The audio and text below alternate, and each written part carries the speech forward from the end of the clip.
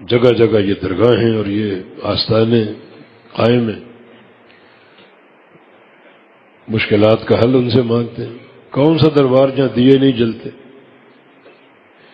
جہاں چادریں نہیں چڑھائی جاتی؟ اس وقت ہمارے سر شرم سے جھک جاتے ہیں جب کسی وزیر کبیر کو دیکھتے ہیں فلاں دربار پہ چادر چڑھا رہے، فلاں دربار کو غسل دے رہے۔ کیوں؟ دیا جلانے کا مقصد کیا ہے؟ چادریں چڑھانے کا مقصد کیا ہے؟ یہ غسل دینے کا مقصد کیا ہے؟ تاکہ قبر والا خوش ہو جائے۔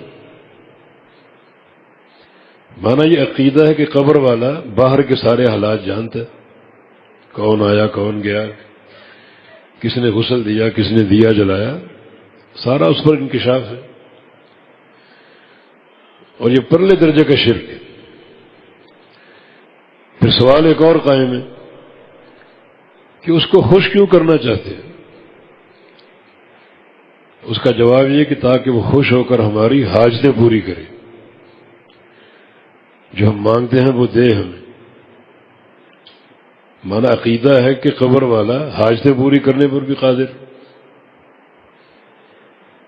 تو ربنا کے امتحان میں 80% لوگ ناکام ہیں، اس کو رب نہیں مانتے۔ کس منہ سے ربنا کہتے ہو؟ ہر دعا کا آغاز یا ربنا سے یا اللہم سے۔ ربنا آتنا فی الدنیا حسنہ، اللہم اغفر لنا، اللہم ارحمنا۔ جتنی دعائیں ہیں ربنا سے شروع ہوتی ہیں یا اللہم سے شروع ہوتی ہیں۔ اور اسی امتحان میں دنیا فیل ہے۔ ربنا کہنے والے رب نہیں مانتے، جہاں بہت سے ارباب بنا رکھے ہیں اسے ایک اللہ کو ربنا کہنا زیب دیتا ہے۔ اللہم کہنے کا معنی کیا ہے؟ اللہم یہ اللہ الہ سے ہے، الہ کا معنی معبود۔ اللہ کو معبود خالص مانتے ہو؟ قبروں کے طواف، قبروں پر سجدے، زندوں مردوں کو سجدے، تو اللہم کے امتحان میں بھی ناکام۔ نہ اس کو خالص رب مانتے ہو، نہ اس کو خالص معبود مانتے ہو۔ آگے دعائیں قبول ہوں گی؟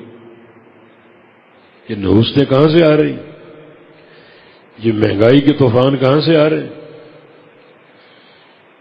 بچہ بچہ مقروض کیوں ہو رہا ہے؟ IMF کی لعنتیں ہم پر کیوں مسلط ہیں؟ آتے ہیں اور مہنگائی کا ایک طوفان کھڑا کر کے چلے جاتے ہیں، قرضے ملتے ہیں وہ ان کی جیبوں میں۔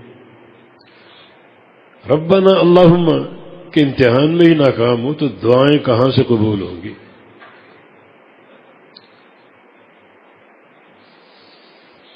ایک بات اور ہے، اگر ربنا کا سچا عقیدہ ہے تو مانا اللہ ہی پر توکل ہے۔ پھر ایک بندہ حرام مال کا قصد کر سکتا ہے، سودی کاروبار، جوئے، سٹے، حرام اسکیمیں، مانا اس کو رب تو مانتے ہو، توکل نہیں ہے، تب اپنی ان ناقص عقلوں کو لڑاتے ہو ان حرام اور منفی کاموں میں۔ کوئی ملاوٹ کر رہا ہے، کوئی ماپ تول میں کمی کر رہا ہے، رب مانتے ہو، توکل نہیں۔ قرآن کا اختتام اللہ تعالیٰ کی 3 صفات پر ہوتا ہے، بسم اللہ الرحمن الرحیم، قل اعوذ برب الناس، ملک الناس، الہ الناس، یہ 3 صفات۔ اس صورت پہ کتاب اللہ پوری ہو جاتی تو اللہ تعالیٰ ان آخری لمحات میں، ان آخری اوقات میں اپنا تعارف پیش کر کہ ان 3 چیزوں پر ڈٹ جاؤ، تمہاری توحید کامل مان لوں گا۔ ایک یہ کہ وہ رب الناس ہے، تمام لوگوں کا رب، پالنے والا، مشکل کشائی کرنے والا، حاجت روائی کرنے والا، سب کا داتا، سب کا غریب نواز، سب کا دستگیر، سب کا غوث، یہ مان لو۔ لوگ نہیں مانتے۔ قرآن کریم کی آخری ہدایتیں ہیں، ہمارا بزرگ فوت ہوتا ہے، چلتے چلتے وصیت کرتا ہے، وہ وصیت ہمیں یاد رہتی ہے۔ کہ باپ یہ وصیت کر کے گیا تھا، اس کو نہیں توڑ سکتے۔ اللہ تعالیٰ کے کلام کا اختتام ہے، اور یہ بڑی موٹی موٹی مرکزی باتیں عقیدے کی کہ وہ رب الناس، پھر وہ ملک الناس، سب کا بادشاہ۔ سب کا بادشاہ ہونے کا معنی اسی کا قانون چلے گا بس۔ کوئی بادشاہت پاکستان جیسی نہیں ہے کہ بادشاہ تو فلاں ہے اور قانون امریکہ کا، دونوں سے امریکہ کی۔ یہ بادشاہت کی بے غیرتی۔ بادشاہ اگر ہو صاحب غیرت، مجال کو دخل دے سکے۔ اللہ ملک الناس ہے، پوری کائنات کا بادشاہ، سب پر اسی کا قانون چلے گا، اور یہ قانون چلاؤ۔ اس نے اپنے قانون کی پہچان کے لیے، پہچانوانے کے لیے ایک شخصیت کا انتخاب کیا، محمد الرسول اللہ صلی اللہ علیہ وسلم کا۔ ان کے پیروکار بن جاؤ، ان کی اطاعت اللہ کی اطاعت ہے، ان کی پیروی کر لی، اللہ کو ملک الناس مان لیا۔ پھر وہ الہ الناس ہے، یہ اللہ تعالیٰ کی تیسری صفت، سارے لوگوں کا معبود۔ اور تین چیزیں ہیں رب تعالیٰ کی معرفت کا نچوڑ۔ اس کو رب مان لو، خالق اور مالک، متصرف، اس کو ملک مان لو، اسی کا قانون۔ لِكُلٍّ جَعَلْنَا مِنْكُمْ شِرْعَةً وَمِنْهَاجًا، سب کے لیے شریعت میں نے بنائی، بعثت آدم سے لے کر آخری رسول تک، اور قیامت کی آخری دیواروں تک شریعت میری چلے گی، نظام میرا چلے گا۔ یہ ملک الناس۔ یہاں بھی بڑی دنیا فیل ہے، کوئی قوم کو لے بیٹھی ہے، کوئی برادری کو، کوئی باپ کو، کوئی دادا کو، کوئی اماموں کو، کوئی پیروں کو، کوئی مرشدوں کو، دین کو شطرنج کا کھیل بنا دیا، تقسیم در تقسیم۔ ارے دین تو حقیقت واحدہ کا نام ہے، ایک اللہ، اسی کا قانون، اسی کا نظام، اسی کی حاکمیت قائم ہے۔ اور پھر وہ الہ الناس ہے، سب کا معبود۔ عبادت کوئی بھی ہو، چھوٹی ہو، بڑی ہو، دن کی ہو، رات کی ہو، زبان کی ہو، دل کی ہو، بقیہ اعضاء کی ہو، سری ہو، جہری ہو، سفر کی ہو، حضر کی ہو، ہر عبادت کا ایک الہ الناس۔ وَاسْأَلْ مَنْ أَرْسَلْنَا مِنْ قَبْلِكَ مِنْ رُسُلِنَا أَجَعَلْنَا مِنْ دُونِ الرَّحْمَنِ آلِهَةً يُعْبَدُونَ۔ اور اس بات کو پھیلا لو، میرے حبیب صلی اللہ علیہ وسلم، جو آپ سے قبل ہم نے انبیاء بھیجے ہیں، سب سے پوچھو، سب سے پوچھو، ان انبیاء کے دور میں کسی وقت ایک لمحے کے لیے غیر اللہ کی عبادت کا کوئی نام تھا، کوئی تصور تھا؟ نوح علیہ السلام کی دعوت 950 سال کے عرصے پر محیط ہے۔ پوچھو ان سے، ان 950 سالوں میں کوئی ایک لمحے کے لیے کوئی غیر اللہ کی عبادت موجود تھی؟ کوئی تصور تھا کوئی؟ پوچھو ان سے۔ ابراہیم علیہ السلام سے پوچھو، موسیٰ علیہ السلام سے، عیسیٰ علیہ السلام سے، اس سے قبل سلیمان علیہ السلام، داؤد علیہ السلام، صالح علیہ السلام، ہود علیہ السلام، شعیب علیہ السلام، سب سے پوچھو۔ بڑی بڑی عمریں پائی انہوں نے، دعوتی عمریں، 1000 سال کی دعوت، کوئی کم عمر نہیں۔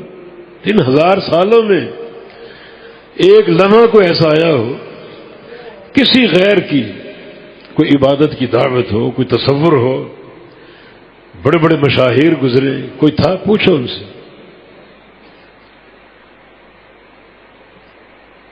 سوال ہے کیسے پوچھیں؟ وہ تو جا چکے دنیا سے، ان سے کیسے پوچھیں؟ ان سے پوچھو قرآن کے ذریعے۔ میرا یہ قرآن سارے انبیاء سابقین کی دعوت کا محافظ ہے۔ اور قرآن کیا کہتا ہے؟ وَلَقَدْ بَعَثْنَا فِي كُلِّ أُمَّةٍ رَسُولًا أَنِ اعْبُدُوا اللَّهَ وَاجْتَنِبُوا الطَّاغُوتَ۔ ہر نبی کی دعوت کیا تھی؟ ایک اللہ کی عبادت کرو اور ہر طاغوت کا انکار کر دو، نفی کر دو، دھتکار دو، ٹھکرا دو، مان لو کہ ایک اللہ ہی معبود حق ہے بس۔ تو حواریین کی دعا، عیسیٰ علیہ السلام کے حواری، ربنا، اے ہمارے رب. آپ بھی سوچو ہم اس دعا کے قابل ہیں؟ ان دو باتوں پر جس کو رب مانا وہ مشکل کشا، حاجت روا، وہی دستگیری کرنے والا، وہی غوث اعظم اور وہی فلاں اور فلاں. اور رب مانتے ہو تو حرام مال کھانے کا کوئی امکان ہے؟ مانا سچا رب نہیں مانتے، اس پر توکل نہیں. لو انکم تتوکلون علی ربکم حق توکلہ لرزقکم کما یرزق الطیر تغدو خماسا وتروح بطانا، جامع ترمذی کی حدیث. اگر تم لوگ اپنے رب پر پرندے جیسا توکل کر لو، پرندے جیسا. بنی اسرائیل، بنی نوع انسان، تیرے لیے ڈوب بھرنے کا مقام ہے، تجھے سمجھانے کے لیے پرندے کی مثال دینی پڑتی. اللہ کے بندو پرندے جیسا توکل کر لو بس، اللہ تمہیں روزی دے گا پرندے کی طرح. تغدو خماسا وتروح بطانا. کوئی اس پر ہنر نہیں، کوئی فن نہیں، کوئی بینک بیلنس نہیں، کوئی راس المال نہیں. صبح گھر سے نکلتا ہے گھونسلے سے، پیٹ خالی ہوتا ہے، رات کو لوٹتا پیٹ بھرا ہوتا ہے. اللہ تعالیٰ پیٹ بھرنے والا ہے. پرندے جیسا توکل کر لو، تجھے سمجھانے کے لیے پرندوں کو ایک آئیڈیل کے طور پر پیش کرنا پڑ رہا ہے. پھر ربنا کہنے کا فائدہ نہیں. صحیح مسلم کی حدیث ہے، رسول اللہ صلی اللہ علیہ وسلم کا فرمان ہے، رجل یطیل السفر اشعث اغبر. ایک بندہ لمبا سفر کر کے جاتا ہے، سر خاک آلود ہے، پاؤں مٹی سے اٹے پڑے، یمد یدیہ، ہاتھوں کو پھیلائے ہوئے، اور یا رب یا رب یا رب کہہ رہے. 3 دفعہ اللہ کے نبی نے فرمایا یا رب، یا وہی ربنا، یا رب یا رب یا رب کر رہا ہے. اور فرشتہ ہر بار یہ جواب دیتا ہے کہ مطعمک حرام وملبسک حرام وغذیت بحرام فانا یستجاب لک. تیرا کھانا حرام کا، تیرا پینا حرام کا، تیری خوراکیں حرام کی، تیرا لباس حرام کا، تیری دعا کہاں قبول ہوگی، تیرا حج کہاں قبول ہوگی. یہ حاجی لمبا سفر کر کے جانا، یہ حاجیوں کا سب سے لمبا سفر حاجیوں کا ہوتا ہے.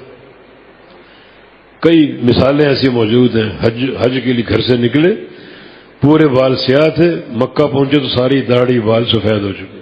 لمبا سفر، سر خاک آلود ہے، پاؤں خاک آلود ہے. یہ میدان عرفات کا منظر، احرام کی چادریں پہنی ہوئی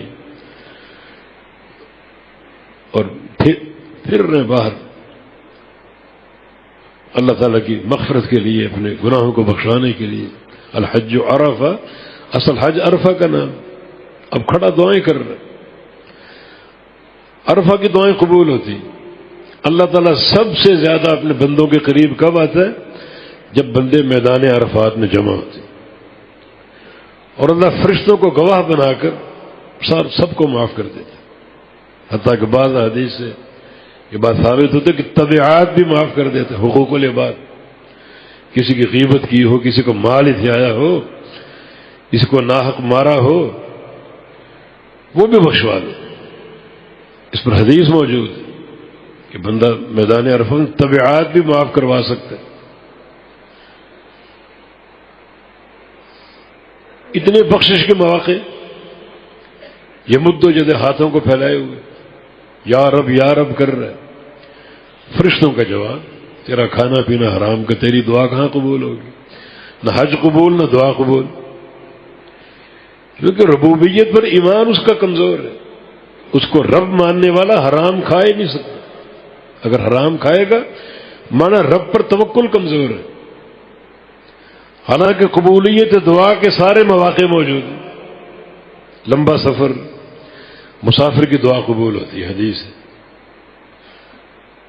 پھر حالت پرا گندہ، مانا اس کو اپنی ہوش نہیں، اپنے آپ کو سنوار نہیں رہا، بس رب تعالیٰ سے دعائیں مانگ رہے، سر خاک آلود ہے، پاؤں اٹے پڑے، کوئی ہوش نہیں اس کو.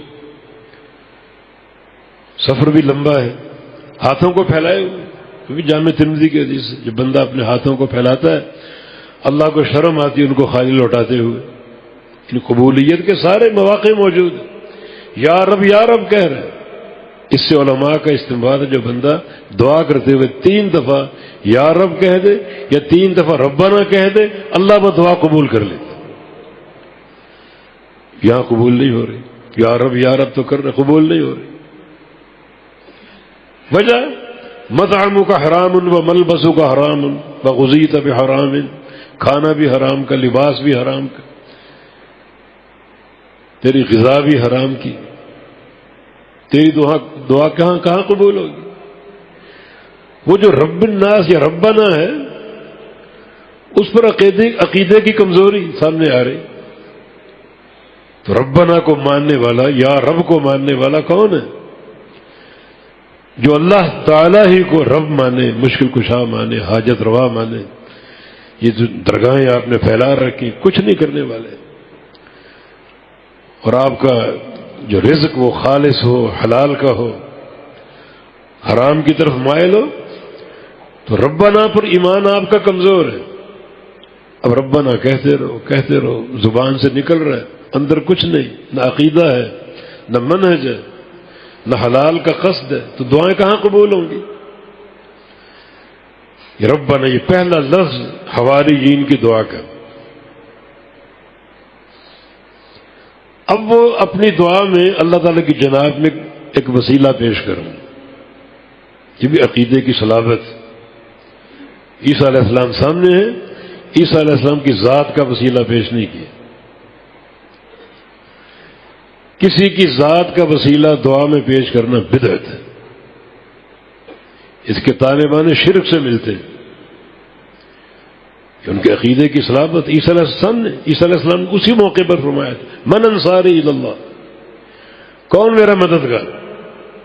سامنے کھڑے حواریین نے کہا ہم مددگار ہیں. ساتھ ہی یہ دعا سامنے کھڑے، ان کی ذات کا وسیلہ پیش نہیں کیا، اپنے عمل کا پیش کیا. جو آپ کی جد و جہد ہے، جو آپ کا عمل، اچھا کردار، وہ وسیلہ پیش کیا. صرف 3 وسیلے جائز ہیں، مشروع، باقی سب بدعت. ایک اللہ تعالیٰ کی جناب میں وسیلہ پیش کرنا اس کے اسماء و صفات کا. ساری دعائیں اسماء و صفات کے وسیلے سے. ہر دعا میں اللہ تعالیٰ کا کوئی نام ہے یا کوئی صفت یا کوئی فعل، وہ بطور وسیلہ کے وہ دعا قبولیت کے لائق ہوتی. یا پھر اپنے اعمال صالحہ کا، جس پر بڑی دلیل وہ صحابہ غار 3 جو غار میں پھنس گئے تھے، صحیح بخاری میں معروف قصہ ہے. باہر نکلنا ممکن نہ رہا تو تینوں نے دعا کی اپنی ایک ایک نیکی پیش کر کے، نیکی کو وسیلہ بنایا. یہ مشروع ہے. تیسرا وسیلہ جو ہے نا وہ کوئی نیک بزرگ ہو، کوئی صالح ہے، اس سے دعا کا کہا جائے. ایسے لوگ بہت تھوڑے ہیں. ہم تو ہر کس و ناکس کو دعا کرنا، یار دعا کرنا دعا کرنا. نہیں، یہ سلف سے ثابت نہیں. کوئی ایسا بندہ آپ کو دکھائی دے جو متقی ہو، پرہیزگار، اس میں ورع ہو. ورع کا معنی اس کا اکتفا رزق حلال پہ ہو، اس کی دعا قبول ہوتی. اس کو دعا کا کہو. رزق اگر مخلوط ہے نا، مکس ہے، حلال و حرام کی تمیز نہیں، کبھی اس کو دعا نہ کہو. یہ مذاق اللہ تعالیٰ کے ساتھ کہ اس سے کہہ رہے ہو میرے لیے دعا کرو. کسی صالح شخصیت کا انتخاب کرو. نبی اسلام کی زندگی میں اور صحابہ کی سیرت طیبہ میں بہت کم مثالیں ایسی کسی کو دعا کا کہا چیدہ کبھی. ہم تو ہر کس و ناکس کو دعا کرو، یار دعا کرنا. یہ شریعت کے مقاصد کے خلاف ہے. کوئی کامیابی ہم کو ملتی ہے، کسی نے مبارکباد دی، بس یہ آپ کی دعا ہے. یہ جھوٹ بھی ہو سکتا ہے، اس نے پتہ نہیں دعا کی ہو یا نہ کی، آپ کی دعا سے ہو گئی. یہ موقع اللہ کے فضل کے ذکر کا، جو کامیابی ملی یہ اس کی عطا، اس کی دین، اس کا فضل. اللہ کو اور خوش کرو کہ میں نے بندے کو دیا، بندہ میرے فضل کا متلاشی، اور اس کو دوں گا، لئن شکرتم لازیدنکم، میں اور دوں گا۔ اتنا کچھ دینے کے بعد بھی رات کو آسمان دنیا پر آ جاتے، حل من سائل فاعطیہ، اور مجھ سے مانگو میں دوں گا اور دوں گا۔ اتنا کچھ دے دی، وَإِن تَعُدُّوا نِعْمَةَ اللَّهِ لَا تُحْصُوهَا، جو کچھ دے چکا ان کو تم شمار نہیں کر سکتے ہو، لیکن ہر رات پکارتے ہیں حل من سائل فاعطیہ، ہے کوئی سائل مجھ سے مانگنے والا، اور مانگو میں اور دوں گا۔ اس کے در کو چھوڑ کر کہاں ٹھوکریں کھاتے پھرتے ہو؟ کس کس کو رب بنا کر تم اپنے عقیدے کا جنازہ نکال چکے ہو، اور کوئی شرم و حیا نہیں۔ وہ خالق، وہ مالک، وہ پیدا کرنے والا، روزی دینے والا، اور تم اس کے ساتھ شریک مقرر کرتے، ربنا ربنا کہتے، پھر کہتے دعا قبول نہیں۔ دعا کہاں سے قبول ہوگی؟ تیری دعا خاک قبول ہوگی، تیرا جو تعلق ربوبیت وہ کمزور ہے، تعلق الوہیت کمزور، تعلق ہے جو مالکیت وہ کمزور ہے۔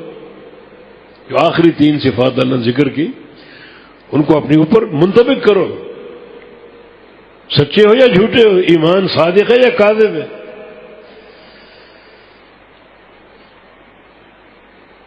یہ ان کا عقیدہ حواریین کا۔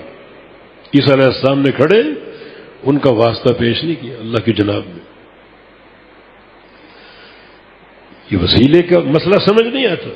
اللہ کیا فرماتا ہے؟ ہم تمہاری شارک سے قریب ہیں، ہم مانگنے کے لیے بیٹھے، میں قریب ہوں، شارک سے قریب ہوں۔ سب سے زیادہ اللہ قریب ہے، سب سے زیادہ۔ اب دعا مانگنے کا وقت آیا، یا اللہ ٹھہر جا ذرا، میں پہلے بغداد جاؤں اور بغداد والی ذات کا واسطہ لے کر آؤں، پھر تجھ سے مانگوں۔ وہ قریب ہے، مانگو مجھ سے۔ حل من سائل فاعطیہ ادعونی فاستجب لکم، سل تعطى، ساری نصوص موجود، مانگو میں دوں گا۔ نہیں، میں ذرا بغداد جاتا ہوں، بغداد والی سرکار کا وسیلہ لے کر آتا ہوں، پھر تجھ سے مانگتا ہوں۔ یعنی جہاں شرک ہوتا ہے وہ عقل نہیں ہوتی، عقل ہوگی شرک نہیں ہوگا۔ اب یہ حواریین ایک واسطہ پیش کر اللہ کی جناب میں، آمنا بما انزلت، یا اللہ ایک تو یہ کہ جو تو نے اتارا اس پر ہم ایمان لا چکے، اپنے اس ایمان کو تیری جناب میں بطور وسیلہ کے پیش کر، اپنا ایمان یا اپنا عمل۔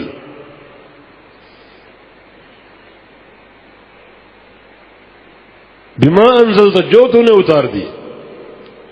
یہاں بھی سوچو، ہمارا بما انزلت پر ایمان ہے، اللہ نے کیا اتارا؟ 2 چیزیں،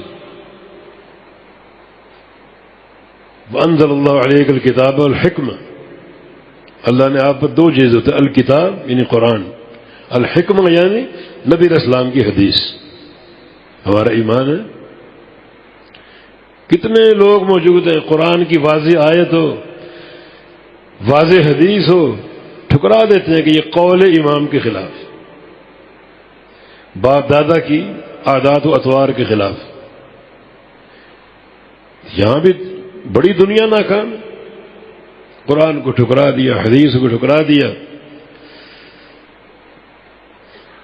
تو نہ وہ ایمان قابل قبول، نہ وہ دعا قابل قبول۔ حواریین کا سچا ایمان کہ تو ہمارا رب ہے جو قابل قبول تھا، تبھی تو اللہ نے ان کی دعا قرآن میں ذکر کی۔ دعا اگر وہ قابل قبول نہ ہوتی، مردود ہوتی، تو اللہ اس کا ذکر کرتا، ان کے ذکر پر فخر کرتا۔ یہ میرے عیسیٰ علیہ السلام کے حواری،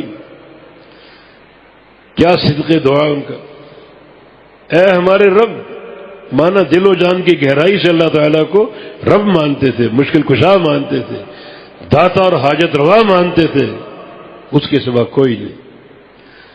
پھر اپنا ایمان پیش کیا بطور وسیلہ کے، آمنا بما انزلت، جو تو نے اتار دیا اس پر ہمارا ایمان، تیری وحی کے علاوہ کچھ نہیں۔ یہ ہمارے نبی علیہ السلام کی تعلیم بھی کہ طرف تشریک امرین لن تضلوا ما تمسکتم بہما کتاب اللہ و سنت، تمہارے بیچ دو چیزیں چھوڑ کر جا رہا ہوں، جب تک ان کو تھامے رہو گے گمراہ نہیں ہوگے۔ ایک کتاب اللہ ہے، دوسری سنت رسول اللہ ہے۔ بالکل وہی ترجمہ آمنا بما انزلت، جو تینے اتارا اس پر ہمارا حرف بحرف ایمان، کسی کی نہ پیروی، نہ کسی کی تقلید، نہ کسی کی اتباع، تیرے نبی کی اتباع، تیری وحی کی اتباع۔ بڑا یہ قابل فخر ایمان ہے کہ بندہ دنیا سے کٹ جائے، ایک اللہ سے تعلق قائم کر لے کہ اطاعت اللہ کے رسول کا حق ہے، اور اللہ کے رسول کی اطاعت اللہ کی اطاعت ہے، تعلق جوڑ لے، مستحکم تعلق اور راست تعلق قائم کر لے۔ مانا اگر سچا تعلق ہو، سچا ایمان ہو ربنا پر، اور سچا منہج ہو آمنا بما انزلتا پر، تو اللہ دعا ضرور قبول کرے گا۔ یہ بڑے قوی وسیلے ہیں۔ یہ ربوبیت کے ایمان کو بطور واسطہ کے پیش کرو، اللہ کی وحی کی اتباع کو بطور واسطہ کے پیش کرو اگر دعا قبول کروانا چاہتے ہو۔ لیکن اس سے قبل پہلے اپنا جائزہ تو لے لو، اس کو رب مانتے ہو اور آمنا بما انزلتا پر پورا یقین ہے؟ سوچو، پہلے اپنا رجوع کرو، اپنے اندر غور کرو۔ جو بندے یہاں صادق اور سچے ہیں ان کی دعائیں اوپر اٹھیں گی، قبول ہوں گی۔ لیکن یہاں اگر جھول ہے، جھوٹ ہے، تو دعائیں قابل قبول نہیں۔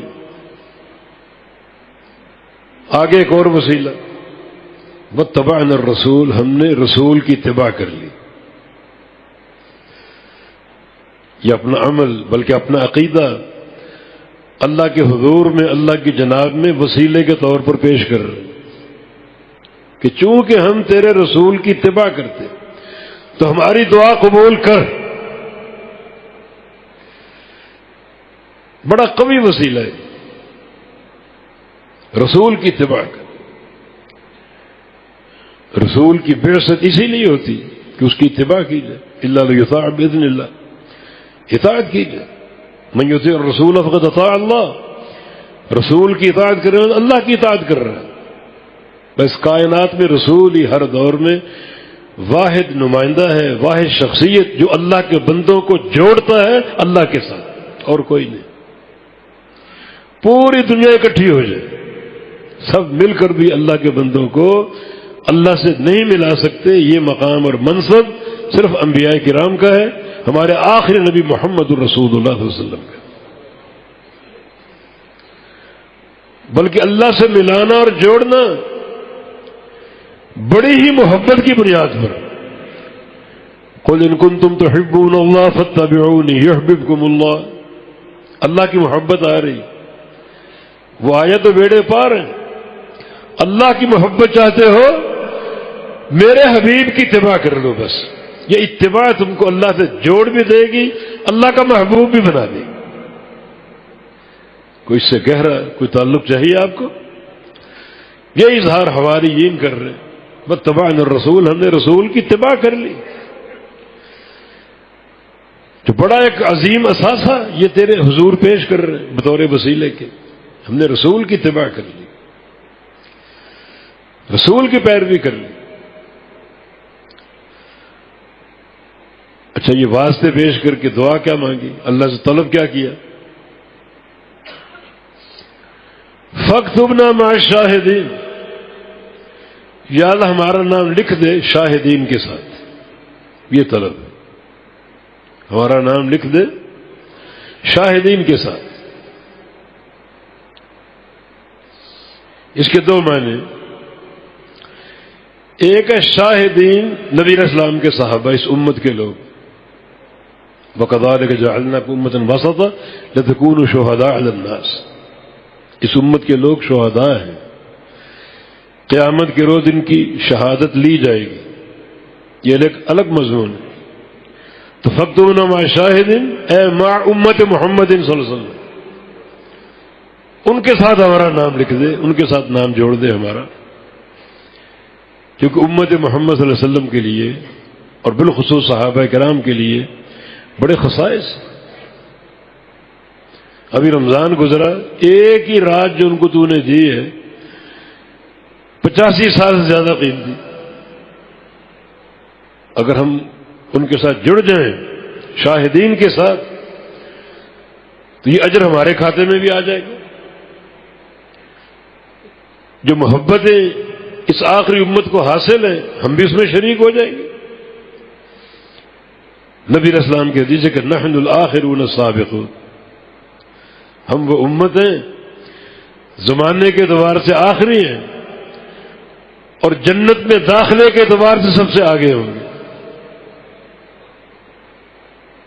تو ان کا یہ طلب کرنا فاکتبنا مع شاہدین، ہمیں شاہدین کے ساتھ جوڑ دے، ملا دے ان امت محمدیہ صلی اللہ علیہ وسلم کے ساتھ. دوسرا معنی اس کا شاہدین کا، شہادت ہوتی ہے کسی چیز کو دیکھنا اور دیکھ کر شہادت دینا. کوئی ایسے بندوں کے ساتھ ملا دے ہمیں جو شاہدین ہو، جن کا ایمان، ان کا عقیدہ اتنا مضبوط، اتنا قوی ہو کہ گویا انہوں نے ہر چیز کو دیکھ کے مانا. اللہ پر ایمان لائے اللہ کو دیکھ کر، رسول پر ایمان لائے رسول کو دیکھ کر، جنت کو مانا، جہنم کو دیکھا اور مانا دیکھ کر. ہمارا ایمان سن کر ہے، ہم نے کتاب اللہ کو سنا، سنت رسول اللہ کو ایمان لے آئے. ایمان بڑا قابل قدر، لیکن ان سارے امور ایمان کو اگر دیکھ کر مانے تو کتنا قوی ایمان ہو، کتنا مضبوط ایمان ہو. تو فاکتبنا مع شاہدین، ہمیں لکھ لے ان بندوں کے ساتھ جن کا ایمان اتنا مضبوط، یقین اتنا کامل کہ گویا انہوں نے ہر چیز کو دیکھا پھر مانا.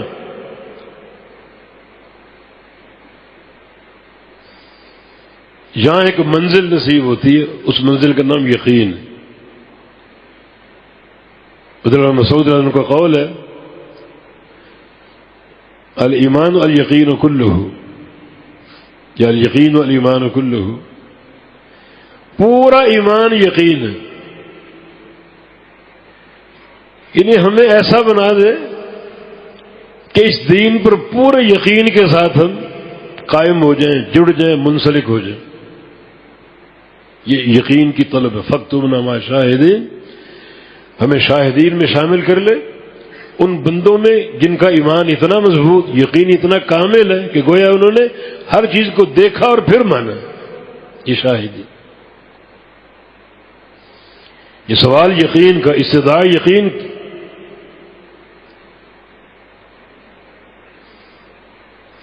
اور یہ کامیابی کی اساس ہے. نبی علیہ السلام کی حدیث بھی ہے کہ صلی اللہ الیقین والعافیت والمعافات والعفو والعافیہ، یہ بھی الفاظ. اللہ سے ہمیشہ 3 چیزیں مانگا کرو. ایک یقین کا سوال کرو کہ اللہ ہم کو یقین دے. یقین کی دولت اگر آ جائے پھر وہ بندہ کبھی ہل نہیں سکے گا، ٹھوس قائم ہوگا عقیدے پر، توحید پر، مضبوط ایمان پر، اگر یقین آ جائے. اور یقین شرط ہے. مستيقنا بها قلبه کے الفاظ حدیث میں، بخاری کے الفاظ ہیں یہ، جو بندہ لا الہ الا اللہ کو ماننے اس طرح کہ دل کے یقین کے ساتھ، اس کے لیے جنت ہے. پڑھنے والے بے شمار ہیں، مگر یقین کامل جس کے اندر ہوگا، اور اللہ جانتا ہے یقین کس کے اندر اور کس کے اندر نہیں ہے. یقین اگر موجود ہے وہ جنتی ہے. غیر شاک فیہما کے الفاظ میں، کوئی شک نہ ہو، کوئی تردد اور کوئی ریب نہ ہو، یعنی یقین کامل.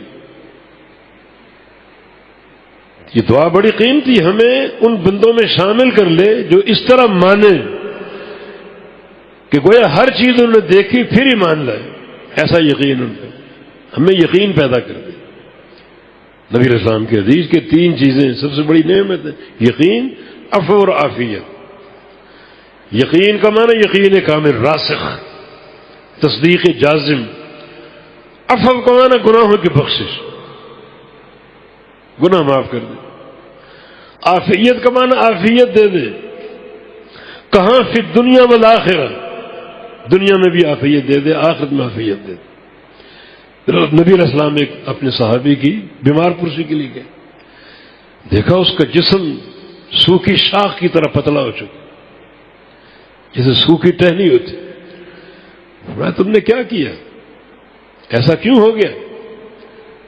کہا مجھے آخرت کا خوف تھا، میں نے اللہ سے دعا کر لی کہ یا اللہ جو مجھے عذاب تو نے قیامت کے دن دینا ہے وہ دنیا میں دے دے۔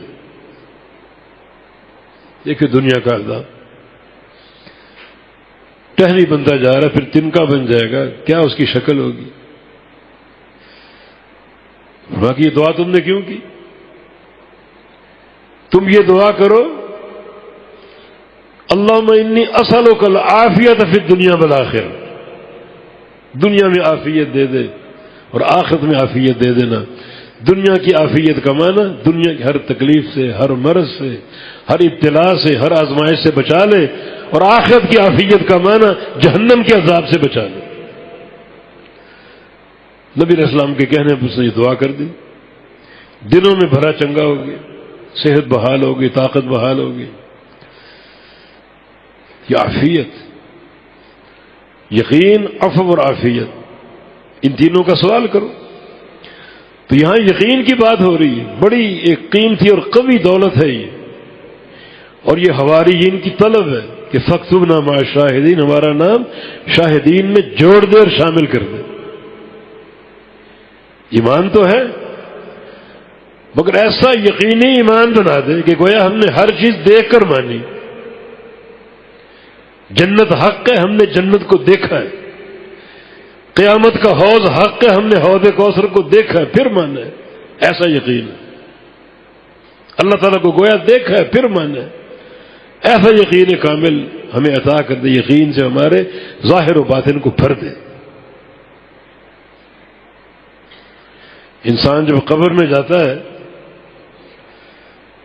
تو فرشتے سوال کرتے ہیں، دو طرح کے لوگ ہیں، کچھ لاجواب ہوں گے، جواب نہیں دے سکیں، ہاں لا ادری، میں نہیں جانتا، میں نہیں جانتا، تعجب ہے میں کیوں نہیں جانتا، سوال تو آسان ہے، رب کون ہے، نبی کون ہے، دین کیا ہے، سوال تو آسان، لیکن میں نہیں جانتا۔ جانتے کیوں نہیں ہو؟ کیونکہ دنیا میں یقین نہیں تھا، بہت سے رب بنا رکھے تھے، صبح کسی کو سلام، شام کسی کو سلام، کوئی تمہارا رب اجمیر میں ہے، کوئی لاہور میں ہے، کوئی پاک پتن میں ہے، کوئی گولڑا میں، کوئی کراچی میں۔ اب حیران ہے کس کا نام لو، بڑے ارباب تھے میرے، بس وہی لا ادری، لا میں نہیں جانتا، میں نہیں جانتا۔ نبی کون ہے؟ جواب تو آسان تھا، بڑے دنیا میں قصیدے کہتے تھے اور محافل نعت اور میلاد اور فلاں فلاں، کیوں نہیں؟ بس اصل میں اتباع کے مرکز بہت ہے، فلاں کی پیروی فقہ میں کر لو، فلاں کی پیروی عقیدے میں کر لو، فلاں کی پیروی تصوف میں کر لو، نبی کا نام ہی محبت کے دعوے بہت ہیں، اتباع کس کی؟ اتباع فلاں فلاں فلاں اور فلاں کی۔ اب کس کا نام لو؟ تمہارے سامنے تو فلاں فلاں فلاں ہیں، وہی ہاں لا ادری، میں نہیں جانتا۔ پتہ فرشتے کیا کہیں گے؟ ایک ان کے ہاتھ میں گرز ہوگا، ایک ایسا ہتھوڑا، پہاڑ پہ برسایا جائے تو مٹی ہو جائے فوراً، اس ہتھوڑے کی ضرب لگائیں گے اور کہیں گے الی شک کنت وعلیہ مت وعلیہ تبعث یوم القیامہ، تیری پوری زندگی شک پر گزری، شک پر تو مرا اور شک لے کر اٹھے گا قیامت کے دن، شک کی شک ہے، یعنی کامیابی ممکن نہیں، نہ زندگی کامیاب، نہ موت کامیاب، نہ آخرت کامیاب، جب شک ہوگا۔ ان کی یہ دعا فاکتبنا مع الشاہدین، یعنی ہمیں یقین پیدا کر دے، یقین کی دولت عطا فرما دے۔ یاد رکھو کتاب اللہ کے علاوہ، رسول اللہ کے علاوہ کسی کے ساتھ تعلق جوڑو گے وہ شک کی بنیاد ہے، بس۔ یقین کامل کتاب اللہ میں، سنت رسول اللہ میں، یقین کامل رب تعالی کے خالص توحید میں، یقین کامل رسول اللہ کی اتباع میں، تبھی تو یہ لوگ قبر میں جائیں گے۔ من رب کا، تیرا رب کون ہے؟ فٹ جواب ربی اللہ، میرا رب اللہ۔ من نبی، نبی کون ہے تیرا؟ سیدھا جواب نبی محمد صلی اللہ علیہ وسلم، میرا نبی محمد صلی اللہ علیہ وسلم۔ ما دینک، دین کیا ہے؟ فوراً دین الاسلام، میرا دین اسلام۔ فرشتے پوچھیں گے تمہیں کیسے علم ہوا؟ اکثریت تو قبر والے ناکام، بالکل عذاب میں جل رہے، تجھے کیسے علم ہوا؟ کہیں گے ہمارے پاس رسول آئے بالبینات، دلائل لے کر، فآمنا بھی واتبعناہ، ہم نے رسول پر ہم ایمان لائے اور اس کی پیروی کی۔ پیروی، خالی ایمان نہیں، ایمان مکمل اتباع کے ساتھ ہوتا ہے، خالی صدقے جانا، واری جانا، انگوٹھے چوم لینا کافی نہیں، پیروی۔ نماز آپ نے کیسے پڑھی، روزہ آپ نے کیسے رکھا، حج آپ نے کیسے کیا، عقیدہ آپ کا کیا تھا، ایمان آپ کا کیسا، ہر چیز میں آپ کی اتباع ضروری۔ وہ جواب دیں گے۔ اب فرشتے کیا کہیں گے؟ شاباش، عدل یقین کن تو یقین پر تھا، تیری زندگی یقین پر گزری۔ یقین کتاب و سنت کی اتباع کا نام۔ جس بندے کے ایک ہاتھ میں قرآن ہو، ایک ہاتھ میں سنت رسول ہو، اگر وہ حق پر نہیں ہے تو حق دنیا کے کس کونے میں ہے بتاؤ پھر؟ اگر میرے رب کی وہی حق نہیں ہے، اگر وہ یقین کی اساس نہیں ہے، بتاؤ پھر وہ کون سا کونا دنیا کا جہاں ہم کو حق ملے گا؟ تو یقین پر تھا، تیری موت یقین پر آئی، تبھی قبر میں کامیاب ہوگی۔ والے تم فی یوم القیامہ، اور قیامت کے دن اسی یقین پر اٹھایا جائے گا۔